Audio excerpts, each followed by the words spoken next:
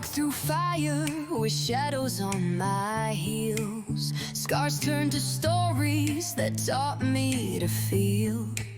Lost in the silence, found in the flame. Now wear my battle cry without shame. This isn't the end, it's where I begin. A soul that remembers the fire within. Welcome back to another episode of A Warrior Spirit, brought to you by Praxis 33. I'm your host, Daryl Snow. Let's dive in. Have you ever been so passionate about something that you wouldn't take no for an answer? Been so determined that when there was no door, you built your own?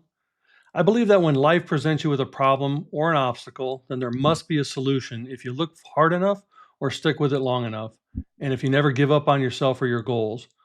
My guest today is someone who embodies this philosophy. Vincent Pugliese is a father and a husband. He's a former wedding photographer, pro sports photographer, life coach, author, and someone whose determination to live life on his own terms is something I truly respect. Vincent, welcome to the show. Thanks, man. I'm thrilled to be here. Thanks for having me.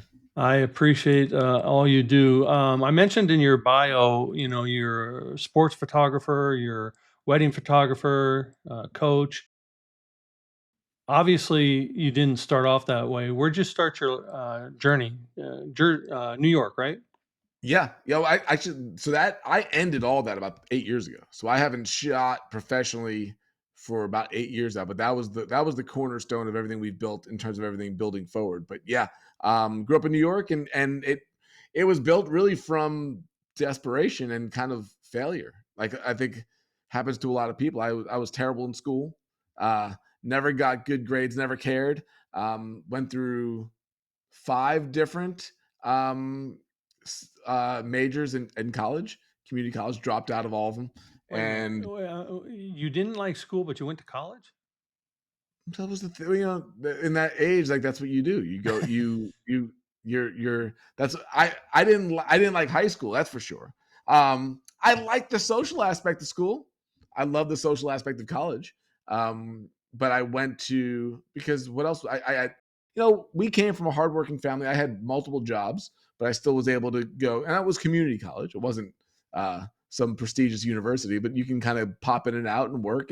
But I went through multiple majors on it. Never could find a path, and I think a lot of people deal with that. I talked to, even in the work that I do today. They're trying, but they can't put their finger on it. And then, literally one night, like I was a sports fan. I was always a sports fan as a kid, and sometimes too much so. I cared too much. I cared more about sports and music than I did about my own life. And it was, and I was 22 years old, and I literally had a nightmare that like what am I doing with my life? I literally woke up middle of the night, and I moved back in with my parents at that point, and went downstairs 2:00 in the morning, and I saw my dad, who came down for water, and I said, I don't know what I'm doing with my life. Like I've never questioned myself before. I just kind of blindly did stuff. And he very succinctly, without even much emotion, said, he goes, you love sports, you love taking pictures, you love traveling. Why don't you become a sports photographer? It was that quick. And I never even knew that was a job. I didn't even know that was a career. Like nobody in school told me that was a thing. If they would have told me that when I was 16, I would have actually tried. Like you could actually be on the field with your favorite athletes, taking pictures of them and making money. I would have been the best student ever. Yeah. Who wouldn't want that? But prior to that, growing up, obviously in an Italian family in New York, were you surrounded by the big, family like you see, the stereotypical family gatherings? I think a lot of that's like a lot of that's true, but a lot of it's movies. Like, a lot of my friends, like there's some of it, but not. We didn't have a huge family. It was me and my brother, and but grandparents, very, very like you'd see in the movies. My parents were more, more Americanized, as they came here. But there are a lot of those aspects to it, but not like it wasn't The Sopranos. I'll tell you that it wasn't that. My wife's Portuguese, so she grew up in Boston, so there was a huge communal aspect to that family. Kind of what I would picture.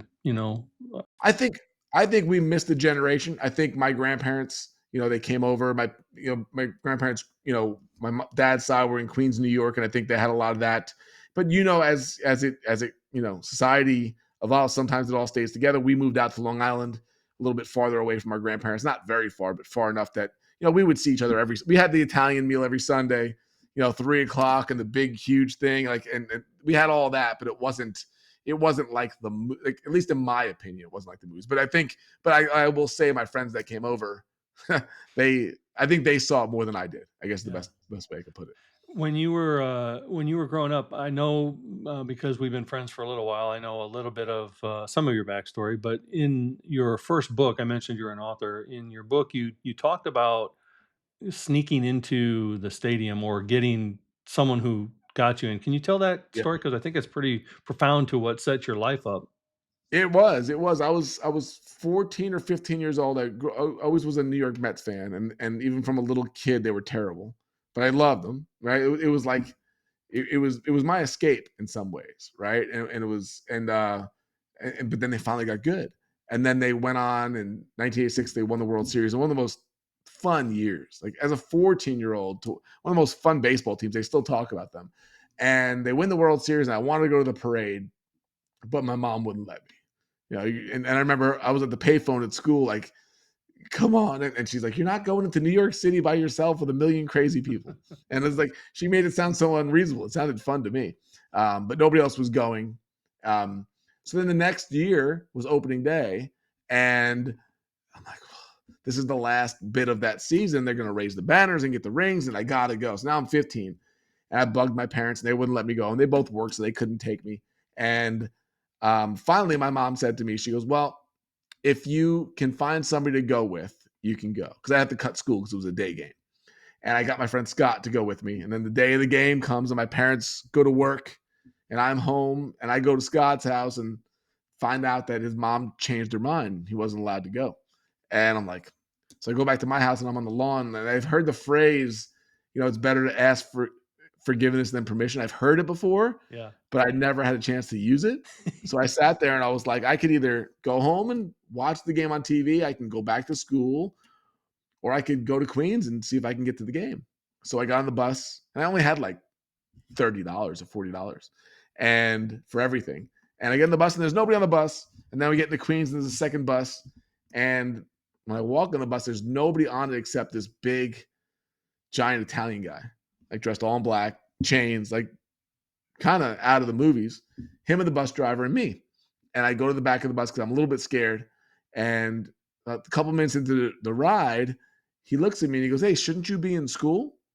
Because it was like 11 o'clock on a Tuesday morning. And I'm like, well, I'm going to the Mets game, and I'm all shy and timid. And he's like, by yourself you're going? Did you even have a ticket? And I was like, yeah, I'm going by myself. I don't have a ticket. I'm going to get one at the game.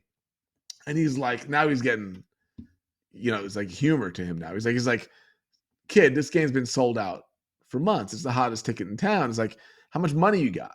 So now I feel like I'm being like, is he going to rob me? It's like, he's asking how much money. And I was like, I got $30. And he laughs at me. He's like, to the bus driver, you believe this kid? $30. And he just kind of ignored me. I'm like, thank God, like, he's not bugging me anymore. And so I go to get off the bus. I'm walking off, and I try to quickly go past him because I'm scared of him. And he goes, hey, kid. He stops me one more time. He goes, come here. And like, come up the stairs. And I was like, what? And he goes, all right, when you get to Shea Stadium, he goes, you go to gate B. You ask for Vito Lateruli, and you tell him that Funzy from the Waterfront sent you.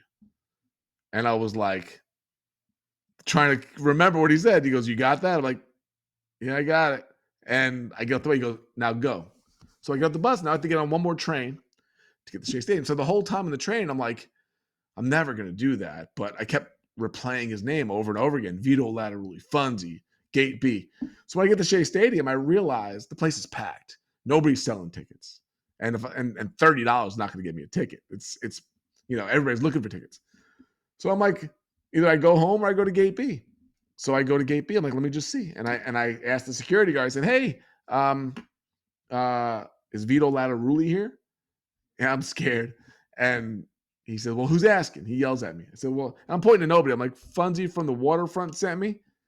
And I was so nervous. I was looking down, and I see his hand, and I see him open the gate, this metal gate, and he goes, come on in. And I'm like thinking I'm in trouble, but I'm like, why would he let me in if I'm in trouble? So he lets me in, and then he goes, wait here. He gets on the radio, and some nice lady comes down with a clipboard. Come with me. She brings me up. She goes, you hungry? I'm like, sure. She gets me hot dog and soda and popcorn. You want a program? Sure. She goes over and gets me a program. And then she leads me along the concourse, down the stairs. I could see the field. I'm like, this isn't real. Walk all the way down to like the front row of the load section right behind home plate. And she pulls down a seat. She goes, have a great time. Let me know if you need anything. And I sat there, and within a half an hour, the Mets get introduced. They raise the World Series banner. They give the World Series rings. I'm so close you could see the diamonds. Darryl Strawberry hit a home run in the first inning, my favorite player. They win 3-2 versus the Pirates. And I went home. I was the happiest kid in the world. And the funny thing is, I get home, and my parents had no idea what's going on. They haven't, because this is before cell phones. So they're cooking dinner, cooking pasta, good Italian family. And I sit down and tell them the whole story. And I'm like, telling about Funzy and Vito and the home run, this, that. And my dad says, where were they from? Where was he from? I go, the waterfront. And I didn't know what that meant at that time. Like, it was the new Disney World. They make dreams come true. And my dad knew what it was. And so then I realized at that moment, I got to tell Scott what happened. So I get up from dinner. I run across the street. I knock on the door. I show him the program. I tell him what happened. He's screaming at his mother because he couldn't go. I come running back home, and I hear my parents talking and whispering, and they didn't know I came back home. And that's when I knew. My dad goes, he's got no idea that the mafia got him into that game. And at that moment on, it like ruined me for school, because I was like, when I'm in school that I hate, there's stuff like this going on, right? But the major point about that story for me was it made me realize, and it came to the topic of my second book, The Wealth of Connection, that Funzy in 10 minutes taught me more about business and relationships and networking than I ever learned in school or college. He opened doors that he didn't have to open.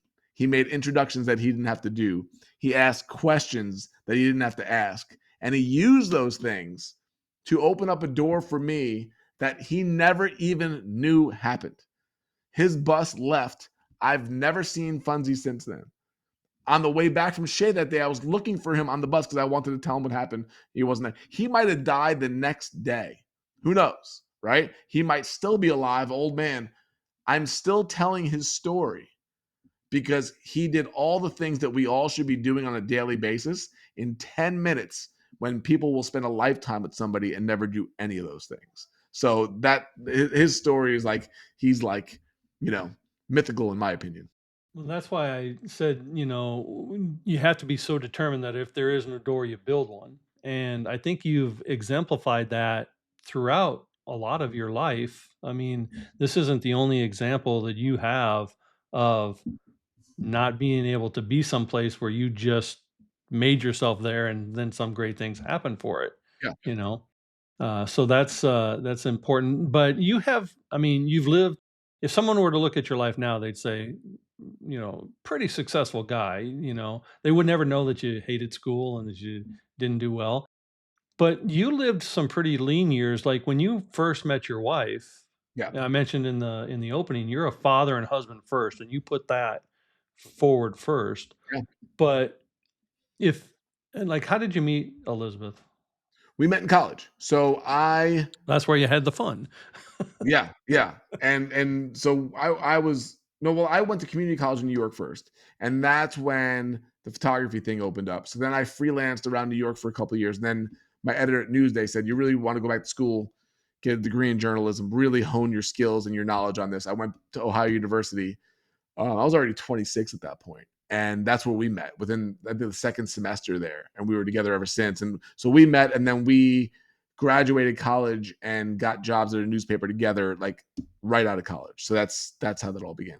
But you were still doing some pretty humble beginnings. Like you didn't, even though you were, professional sports photographer Yeah. and all that, you weren't like what would be considered high on the hog. You had some No. pretty Lean. fine, Yeah. lean years, right? Oh, 100%. Like even the newspaper job, which was a dream job, because I got to do everything. Like the president came to town, I covered it. Any big events happened, I got to cover it. But it still paid $15 an hour in 2000, right? I won International Sports Photographer of the Year, and I was still getting paid. And the hard part was, and this is where we came into entrepreneurship, was I was winning all these awards. So was Elizabeth. And we're gonna have to start a family. We get married, she gets pregnant, we're gonna have a baby. And I went to my boss, and this really changed my life. I'm like, okay, this is where I'm gonna get the big raise. I'm making $32,000 a year, baby, and the awards. This is where I get my bump up. This is where I get my 10% that everybody told me it was gonna be, which to me, I would have been so thrilled with, which is nothing when I look back on it. I go into the office and my boss praises everything that I did and all the awards. And then he kind of rubs his eyes and he goes, but I can only give you 3%. Now my wife wants to stay home with the baby. She wants to leave the job. I'm making 32,000. 3% is nothing. So I said to her, I've never been belligerent, but I was like, 3% of nothing's nothing. It might be something of your salary. And in that moment, I realized the dream career that I've been working for 10 years I can't keep doing this. I have to leave. And I remember being in the door frame of his office and being like, it's over. I don't know what that means, but this is not. So I went home and I called my dad, who we had a rocky relationship with, and he had his own business and I had worked for him before. And I called just to see if I could do a little side work. Now I'm in Indiana. He's in New York. I thought maybe we could do something. And he turned me down. It's not even my dad's turning me down. Like, this is the worst day ever. Like, I'm rejected all around. And he said something that changed my life. He said, listen, I've been trying to tell you this. You haven't listened. Maybe you will now. He goes, you have a skill, but you're not using it correctly. And now I'm curious. I'm like, well, what do you mean? He goes, you weren't a good photographer. You started out. You've become a really good photographer. And you have the option to do whatever you want. You can shoot corporate. You could shoot sports, weddings, commercial work. You can teach. You can do anything you want. And you're settling for $32,000 a year in benefits. Now, when you hear your dad tell you you're settling, usually it's the other way around, right? He's, just be happy with what you got. He's like, you're settling. So I went and I picked up the phone book. If you remember that, I started calling different photographers and seeing if I could work with them in their business, doing weddings and stuff like that. And they all turned me down. And I took the phone book and I threw it against the wall. And I said, they say, if you can't beat them, join them. I said, well, if we can't join them, we're going to beat them. And I called my wife and I said, we're starting a business. And she's 8 months pregnant. Not the best thing you want to say to your wife that's 8 months pregnant. And she was like, what do you mean? I said, we're going to start doing weddings. We're going to start. And literally all of a sudden had a vision and a goal and built the business on the side for 2 years, nights and weekends, nonstop. While I did the job, she left the job. And within 2.5 years, we had paid off our house, became completely debt free, and quit our jobs. And had Within freedom. 2 years of Two being and a turned half, down no, by 2.5 everybody. years. Yeah. Yeah. Yeah, that's what I say. And You embody building your own door. Like, you don't take no for an answer if you know that there's a way through it. well, even to now, even in terms of the work that I do now, like, I'll make offers every single day for different things that we do. The amount of times people are like, let me think about it, maybe this and that. Like, to me, I'm not pushy at all. I'm consistent. But if you tell me maybe, I'm gonna ask you again. Right? Like, when you tell me no, like, if you don't mean it, say no. And Yeah. I'm not offended by it. But so many people just, oh, okay, him and her, like, no, make an offer. Like, wait, it's like the old book, Go for No. Do Just you collect think them.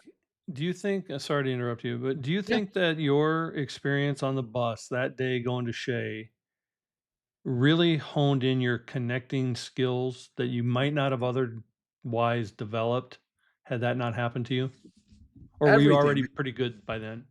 No, I don't think I was. I think every experience, one of these experiences in life, they shape who you are. And I would have thought, what if I would have stayed home and watched the game on TV? What if I would have went to school? I would have missed out on one of the best experiences of my life. I always thought about that. For 10 or 15 years, I'm like, when you want to go ask the girl out, should you go back to your table and wonder what if, or should you do it? When you want to make the business, when you want to make the sale, when you want to make the friendship, are you going to do the work? And I can see what life would have been like without it. I would have went to school on a Tuesday afternoon. I wouldn't have even known that was an option, and I would have never seen. So I think, what am I missing out on if I don't do this? And so we envisioned this life of freedom. We envisioned traveling the country. We envisioned living somewhere that we dreamed of. And I know it's almost like Back to the Future, erased from existence, Hmm. right? That's that picture that starts fading. If you don't do the stuff, your future is erased from it doesn't happen. So having that experience and that blessing of having that day and knowing if I wouldn't have went on the bus, if I wouldn't have asked, if I wouldn't have listened to him even and followed his guidance, that there was an entire life-changing experience right there that I never would have seen. And I always keep that in my mind. And that's why I'm always sad when I see people like, yeah, I'm afraid of getting rejected. I'm afraid of being told no. What if it doesn't work? And it's like you'll never ever know. And then when you help people do that, because that's the world that I'm in now, and then they light up when it works for them, and they realize they didn't get shot in the head from asking for something and hearing no. And then when you ask for something, you hear no, you actually learn how to make a better offer. It's like there's no downside to it, but most people stay in fear of that almost their entire lives. Yeah, my dad used to say, "What's the worst that's going to do? They're going to take you out back and shoot you. If Yeah, not, then just go for it." And he yeah. always gave me that encouragement. One of the greatest gifts my dad ever gave me. He was a blue collar worker like your family, hardworking individual. And when I was, I don't know, 19, 20, something like that, I had an opportunity to move to Florida, where you're currently at. Mhm. And I grew up in a really small town, 7,000 people. I was really afraid to leave, home to go to a bigger city like that. And my dad said, "Go make your life wherever it takes you. Home will always be here. Mm. And if you ever need, we're just a phone call away. And if you ever truly need, we're just a flight back. So never be afraid to go live your life." And that That's was awesome. one of the greatest gifts that my father ever gave me, the ability to just not be afraid to go live my life. So I can see how that would, help you. I'm going to bring up a couple of things here for you. I want to have you talk about these for a little bit. This was your second book, The Wealth of Connection. Yes. Mhm. I love on the cover you say non-best-selling author. I'm the only one. What what prompted the writing of this book? And this is something I think you do really, really well connecting. Thank you. Everything that I think I've ever done, whether the membership or the live events or the books or the coaching, it all comes from an idea that wouldn't go away. My first book, Freelance to Freedom, was an idea that, for years I thought about writing, and I started writing and then I talked myself out of it, and it kept coming back.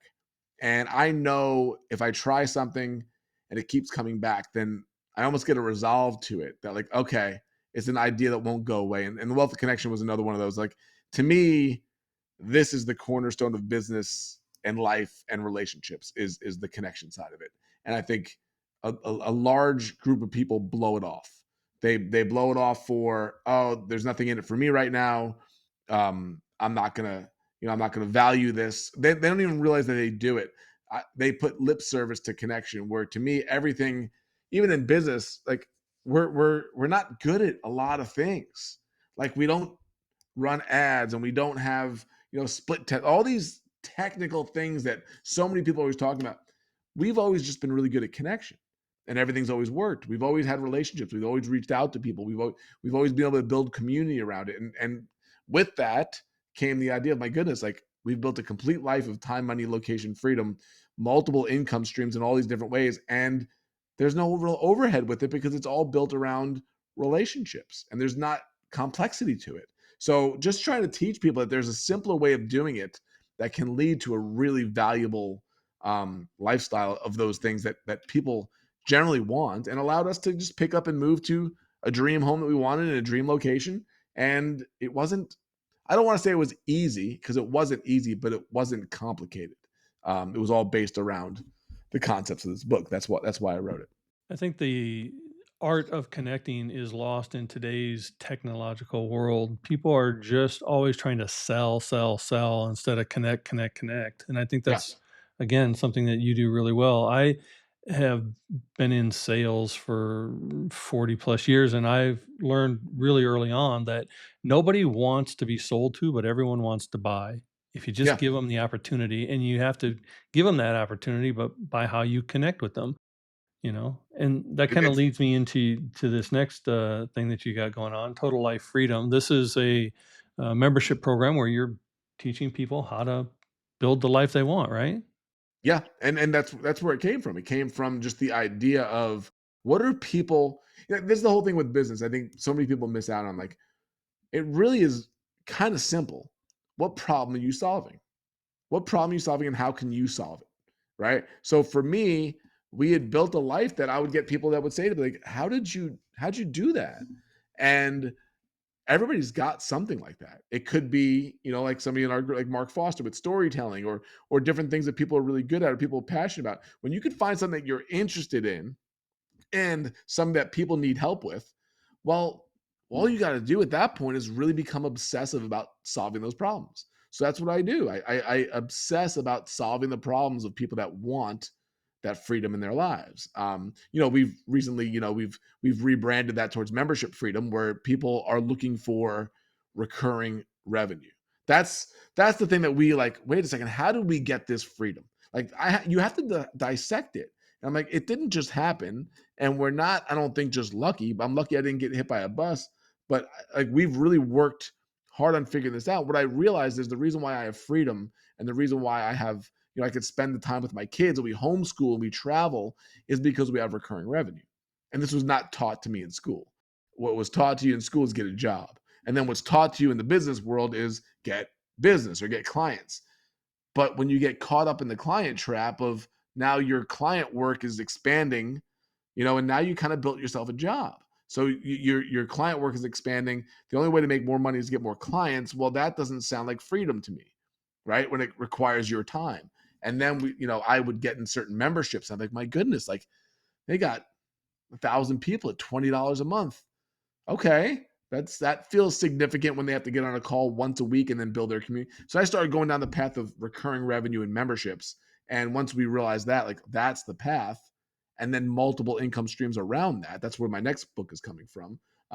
That's where the freedom comes from. And now with our kids, 19, 17, and 13, I can sit back as we're going towards that empty nest stage, or, whatever you call it. Like, man, I had the time with them. We didn't waste it. We didn't blow it. And that's kind of what, not kind of, that's what we love helping other people do. And you can't do that if you don't have financial freedom in some ways in your life. And what's great about the businesses that you've done throughout your life, as people grow to know you, you're not afraid to pivot off of it, even if it's been something you've been doing for a long period of time. Some Yeah. people get so hung up on the fact that, oh, I put so much time and effort and money in this, I just can't change course. You're Yep. willing to change course, which brings me to this next thing, the two unconferences, which Yes. is, explain the meaning of this, because it is so fascinating and totally necessary, because it's what everybody who goes to a conference complains about. Yeah. So we would do retreats for our membership and for our mastermind, and they were paid retreats. Sometimes they'd be at our house, but often they were around the country. We went coast to coast with these retreats, and generally they're 15 to 25 people. But I had an idea, because I kept going to these conferences, and I'm like, I keep spending good money, and I want to keep coming, but it keeps making me angry, because we would hang out in the hallways and make all these amazing connections. And that's where all my friendships would come from, and business collaborations, and getting asked to be on podcasts, all this type of stuff. But yet the entire event is built around, okay, leave the hallways and go to see all these different speakers.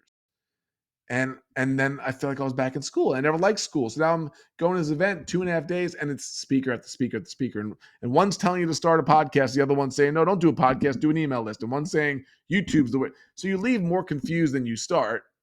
And yet all these amazing people that you can connect with are in different settings, and you never really meet them, except when you go to the networking thing at 10:30 at night, where there's a DJ playing incredibly loud music and you can't hear each other. And I'm like, who thought of this stupid idea in terms of this is how events should be? So we came up with the idea, like, well, an unconference for entrepreneurs would be the opposite of all this stuff, kind of like a Seinfeld reference. It's the opposite. So we said there'll be no speakers, no stages, no upsells, no vendors, no pitchmen. It's going to be 100 entrepreneurs, generous entrepreneurs, that are looking to connect with one another and spend time and brainstorm and mastermind on all these variety of topics, but they have freedom to go around and meet who they want to meet. It's what I always wanted. That's why or the program we create has everybody's name, everybody's information. Like you never see that at an event. You only see the speaker's information, but you never see the attendees' information. And what we do differently is we vet everybody. It's an application process. So, I don't want, just some Joe Schmo going. I want people that are good people I've talked to. So we vet it all. And then we did our first one in February and it was phenomenal. I kind of expected to fall on my face in the first one, but the feedback was phenomenal. And now we're sold out for next year and we just keep opening up blocks of 10. We have a couple more blocks to open up and we don't do any type of paid advertising or anything that people talk about. It's all done through, as the book, The Wealth of Connection, relationships. But again, building your own door. Did the first one go smooth as you thought it was going to? Yeah, it's funny because I can overthink this stuff. Like I don't want to say I can obsess on it. I wouldn't say overthinking, obsessing on it. Like obsessing on this and that and this and that. So we went through it all and we opened it up I think in April for ticket sales and it kept going and we kept planning it out and by July I'm like I keep waiting for when's it really going to get crazy? When's the other shoe going to drop? When's it going to kind of get really difficult? And then we get to almost the event. I'm like, it hasn't happened yet. Like I'm waiting for it. So it's going to happen at the event. I'm going to, what are we missing? This is what I kept saying. What are we not seeing that I don't know yet? And I remember driving home from the venue Wednesday night being like, it never happened. That big shoe dropping never happened. I think because we cared so much and we spent so much time thinking about it that we found many of the problems that would have happened and addressed them beforehand. And it went phenomenal. I was kind of shocked because I thought this would be the test run, but we had one person that's really great guy, very successful. I told him, okay, we're going to change this. He goes, don't change too much. That's the only advice I can give you is don't change too much. I'm like, okay, all right. So yeah, so we're on to One the of the next one. reasons that it was so successful, in my opinion, I didn't get to attend, but just from what I've heard and what you've shared, is because you built the connections first, and you made the people who were coming feel like they were an important part of the event, not just coming to your event. Yes, yes, that's the key. It's people felt included. They felt appreciated. They didn't feel, as somebody told me, like another number. They didn't feel like, and they didn't feel pitched, and they didn't feel like they had to sit through things they didn't want to sit through. Like we have a 2-foot policy at our event. Like if you don't like what you're in the conversation, you use your 2 feet and go to another conversation. Like there was so much freedom involved with it. And if you get tired, go to your room and take a little nap. Like we're making it where there's not the FOMO of like, oh, you got to keep going from speaker to speaker. So it was a new idea. It was something different, and obviously it hit home. And now it's really exciting planning the second one. And I'm going to bring up something else that you're super proud of, and that I'm really impressed with. This is your family. Yeah. And what really anyone who follows you or who is a part of your world knows how valuable your family time is. But what's really cool to me is that you're teaching your kids at an early age how to be industrial and entrepreneurial themselves. Like the stories you talk about Dylan, who Yeah. will, I mean, your son will just tear anything apart and figure out how it works. And he's Yeah. how old? Including things working in our home. Yeah. Yeah, and how old is he? He is going to be 14 in a couple of days. Okay, so you shared something that he did at church with the electronics. Yes. Can you share that here? Okay. So there were a couple things. I'm trying to think. The dog that everyone got to see? Dog that I'm, He put it up on the he put it up on oh the yes. Yeah. Yes. Okay. So he loves, I'll back up. Like he's always figuring out electronics. He's always going through it. So he figured out how to use a universal remote in different ways. I'm not sure what he did yet. Get codes, and he'll open up gates in communities because he's figuring out the codes. I'm like, Dylan, you got to be careful with this a little bit.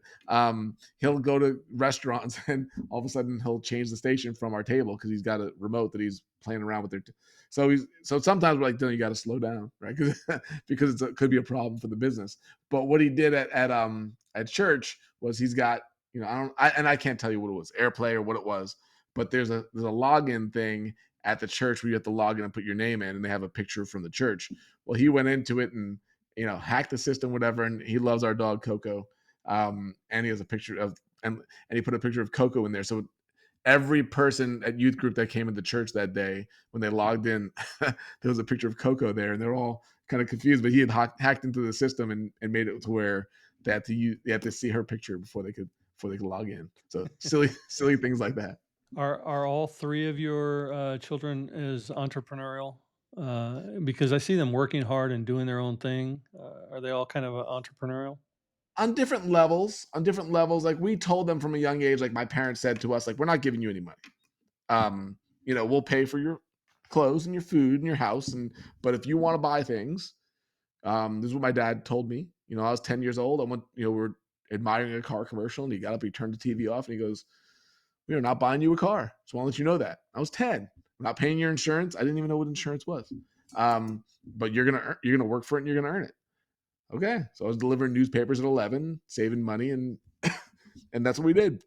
We bought our own stuff, and I value that so much because of how it helped me. So we did the same thing with our kids, and we're in a different financial spot than my parents were then, so it'd be a little bit easier to kind of not do that. But we're real adamant about this, and they all entrepreneurial.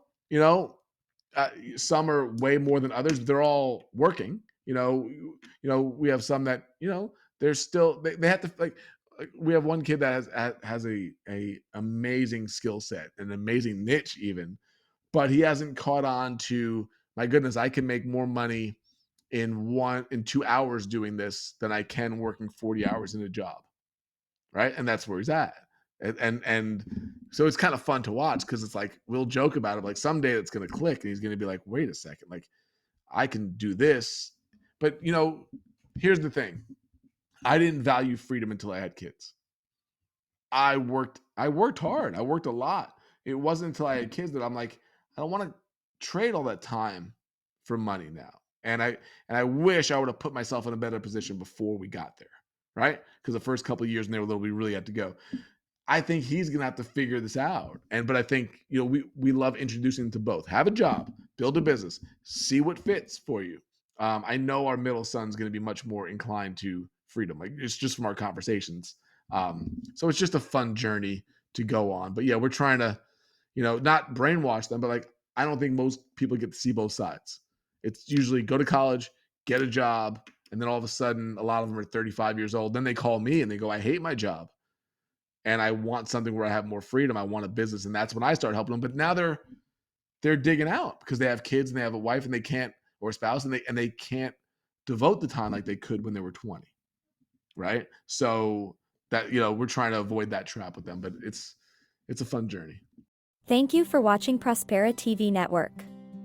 We hope you're enjoying the show. We'll be right back after this commercial break.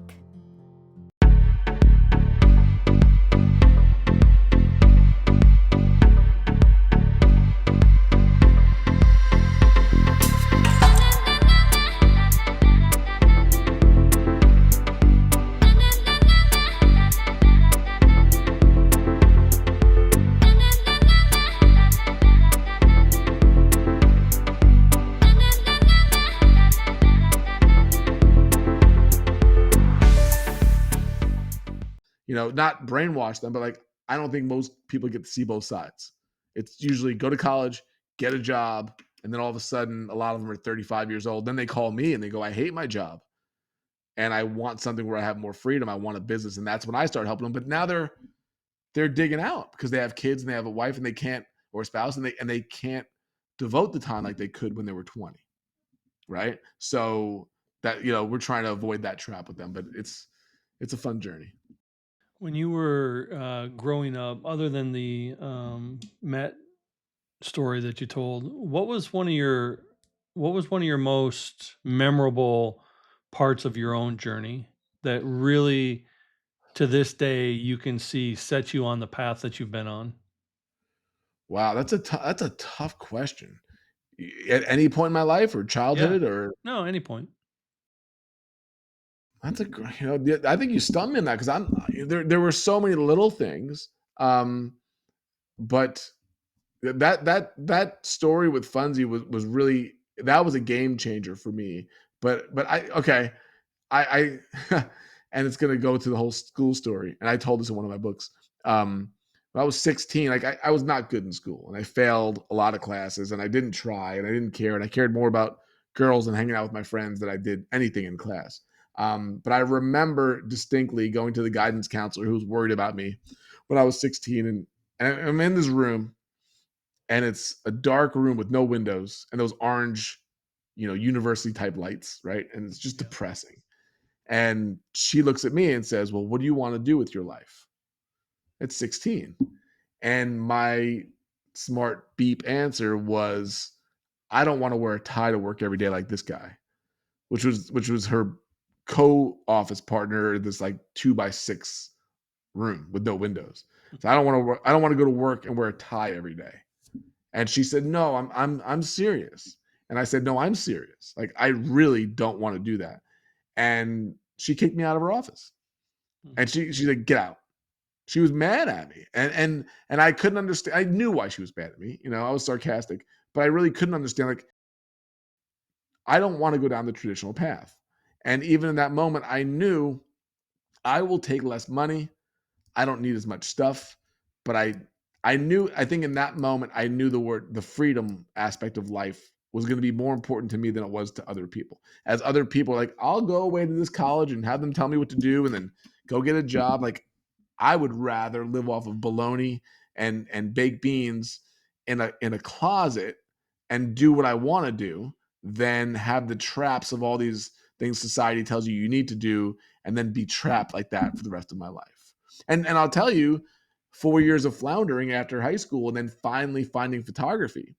What happened was I didn't have any of that baggage. I didn't have a school to go to. I didn't have a house to pay for. I didn't have a car to pay for. I didn't have a debt. Owned my cheap car outright. Had a little bit of cash in the bank, and I got to live my dream. Whereas other people I know that would have liked to have done that, but I've already went to college and my parents wouldn't agree to that. I had no expectations. I had a clear slate. So I went all in and I became one of the best in the world at it because I was able to do that. So I really think that conversation with my guidance counselor, and I still can't remember her name. I wish I could remember her name. That I still see her face, but that was a dividing point in my life in terms of this is what I believe in and I care about, and this is what I don't. What was usually moments like that or thoughts like that come from seeing the world around us and never wanting to be that.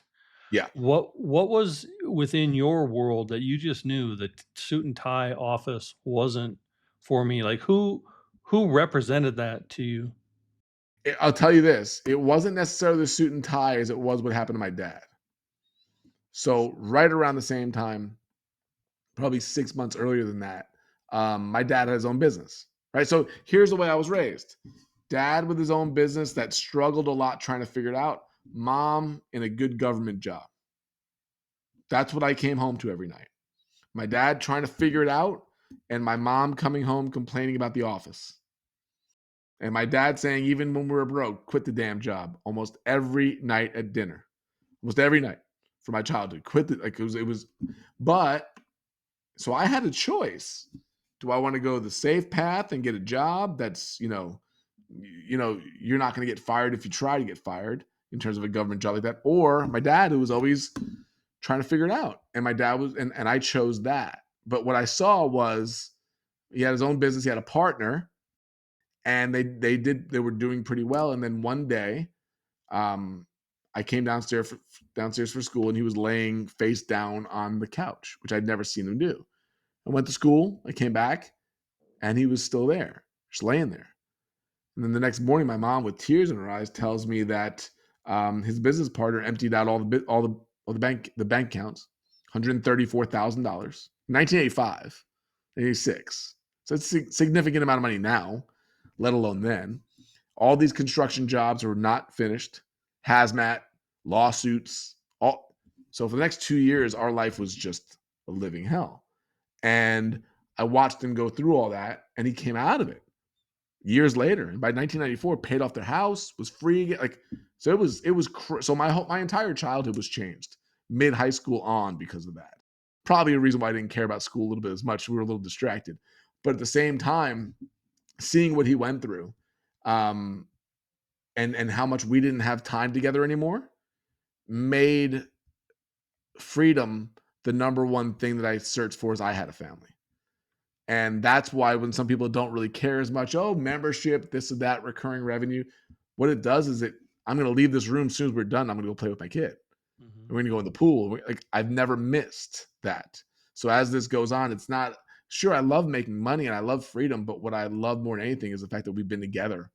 And also, I don't do partnerships ever because I saw it. Now, I'm not saying they're inherently bad, but I'm not doing them.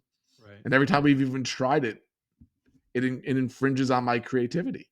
So why bother? How about we create it without it? So those experiences shaped me permanently, for good or bad around it. But I'm so grateful for what we went through because it also made me better with my money. I think when other people are, like my brother, for instance, rest his soul, he passed away last year. He was out of the house by the time it all happened. And he didn't see all the hell they went through. And he kind of had a very frivolous attitude towards money because I saw, and my mom always says, like, you always saved, you always pay attention to it, even from like 15 because of that. So there's a lot of good that comes from the bad. Absolutely. I think a lot of I'm actually writing a story right now about how the bad is what sets us up for the good if we actually look for it and use it for that advantage. Your dad was smart enough to tell you that, hey, you're good at photography, you enjoy it. What were you taking pictures of or doing that made him realize you were I still wonder about that because I didn't have a camera. I had a point and shoot, and I think maybe I would go to games and I would bring my little point and shoot, and he kind of just it's just ironic that he said that because I don't know what he saw. He might have seen me playing around, but I never thought about it. I didn't even know it was a career.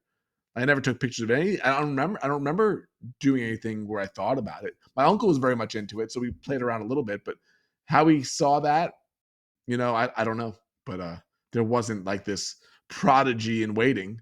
When once I started doing it, I realized you need to bust it. I snuck in or bought cheap tickets to Yankees or Mets games 5 nights a week just to learn, and it took years. And I would meet it, but that was the thing. There, I used to sneak down to the photographer's pit, and I would ask them questions every night.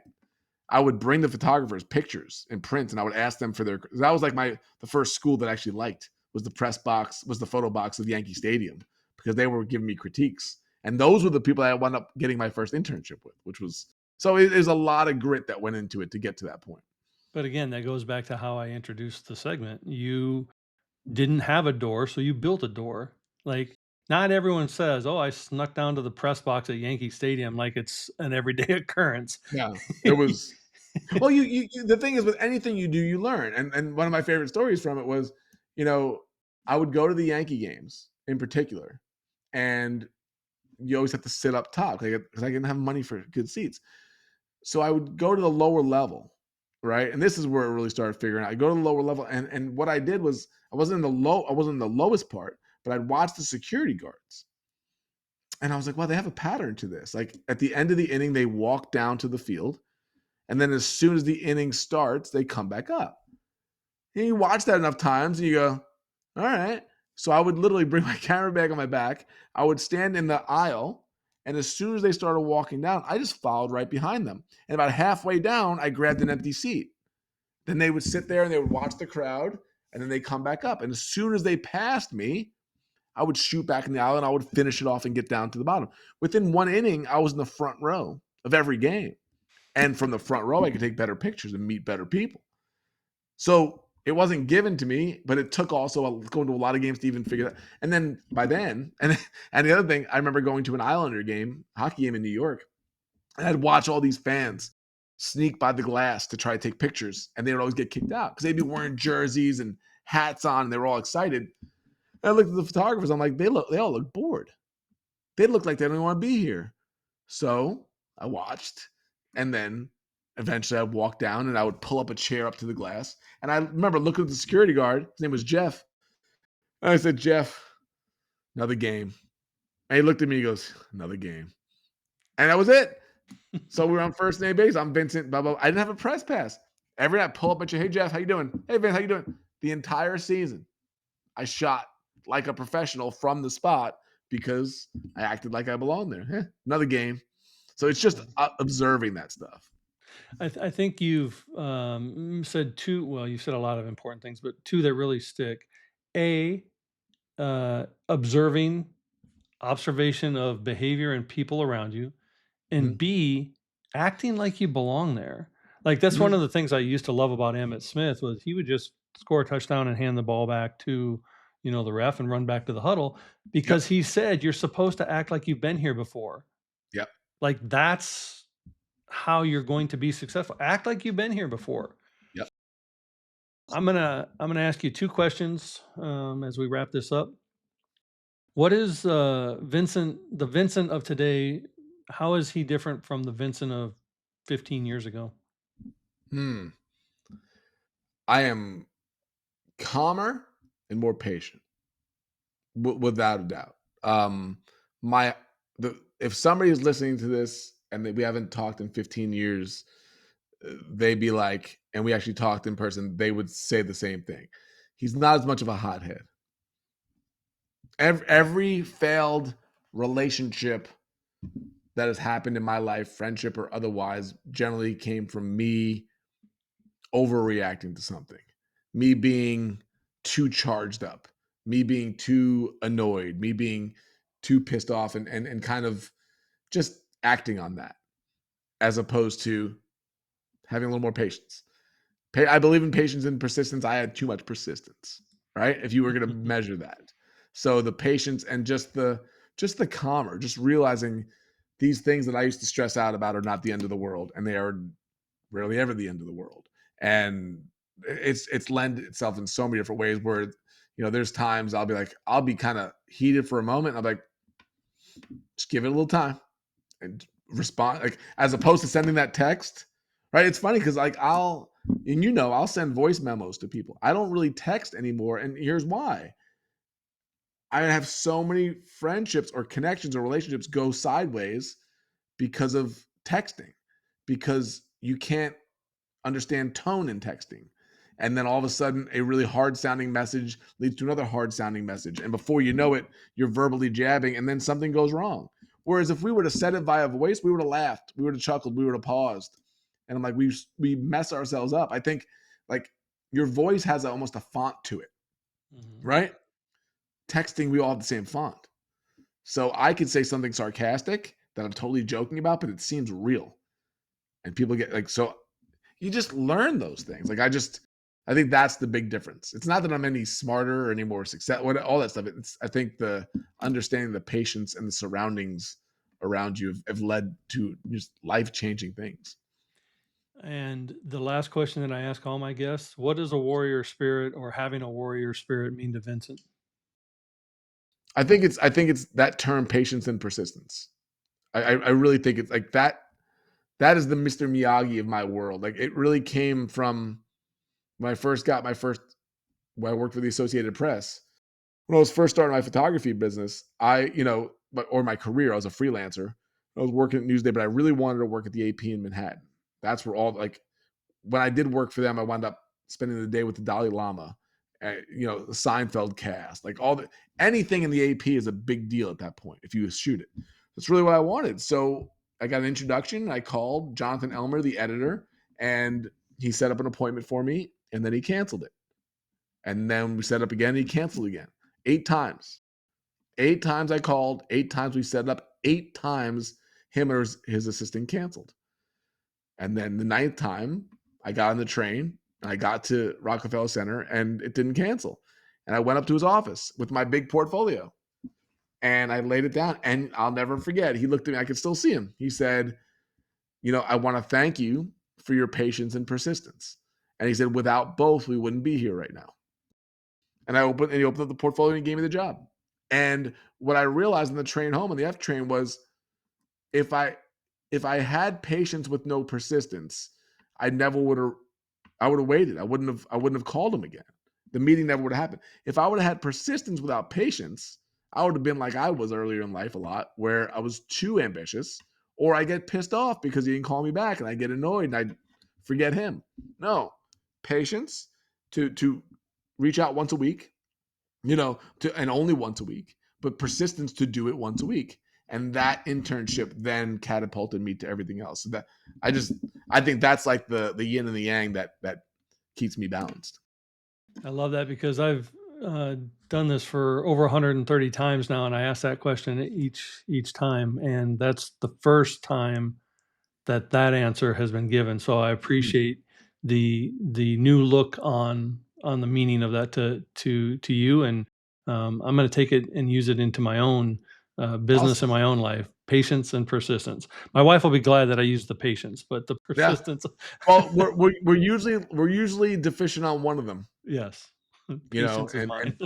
Yeah, and it's a good question. Like, which one are you deficient on? Like, some people it's patience, some people it's persistence. Like, yeah, I'll get there eventually. And I'll say to them, like, you're not going to live to 800 years old. Like, you got to get moving. You got to do something. Like, yeah, I'll get there eventually. Like, to have a good balance of it to where I don't get burnt out with too much persistence and I don't get too complacent with too much patience.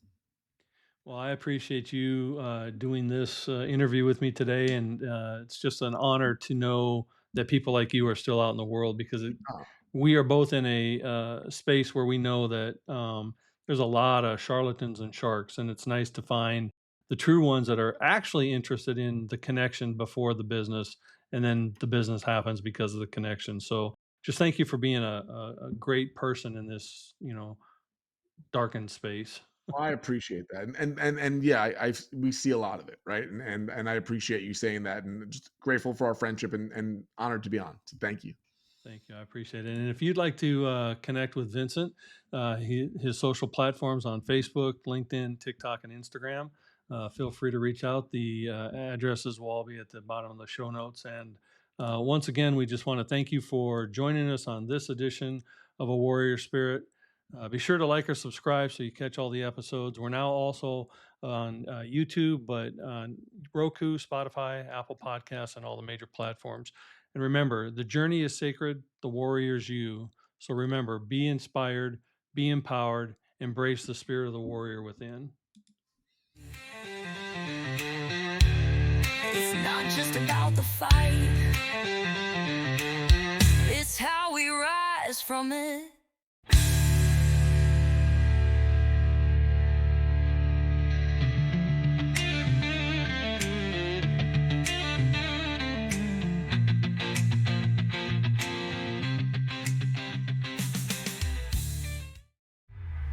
This is your Prospera era, where dreams align with grace, abundance flows like rivers. You've stepped into your place. Rise, reign, and remember, you were born to shine. Welcome to your moment, Prospera, it's time. We hope you enjoyed today's show on Prospera TV Network. Make it a point to visit us on YouTube and catch all your favorite shows anytime you want. Interested in hosting a show of your own? Or advertising your business on our network? Contact Elena Rodriguez.